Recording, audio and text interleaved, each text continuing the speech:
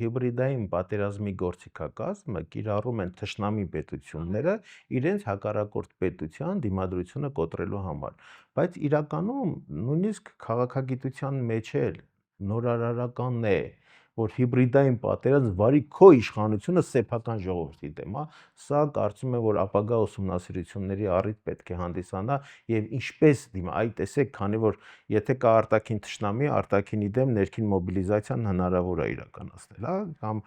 պլանավորված կամ ենթագիտակցական առումով ժողովուրդը համախմբվում են արտաքին թշնամու դեմ պատվար են կազմում, բայց երբ որ թշնամի ներսում է եւ ինքն այդ հիբրիդային գործիքակազմը իրականում առաջանում է շփոթ եւ մանավանդ որ ունենք ընդդիմության մեջ խնդիրներ, չունենք այն առաջնորդի ինստիտուտը, որը կվերցնի ու կգնա իդեպ նորից եմ խնդրում գուցե քաղաքականի փոխարեն եկեղեցին նորից էլի առաջնորդության դրոշը պահի, որովհետեւ ինձ այսօր պետք է եկեղեցի, որը ճիշտ է այն ժամանակ ոչ թե իշխանությունն է ճիշտ, այլ եկեղեցի, որը ճիշտ է, երբ որ իշխանությունն է սխալ։ Իշխանությունը սխալ է, ակնհայտ սխալ է։ Եկեղեցի ջան, դու ճիշտ ես, ճիշտդ խնդրում եմ առաջնորդին, մենք էլ որպես հավատավոր հոտ կանգնենք ու փորձենք այս չարիքից այդպես փրկվել։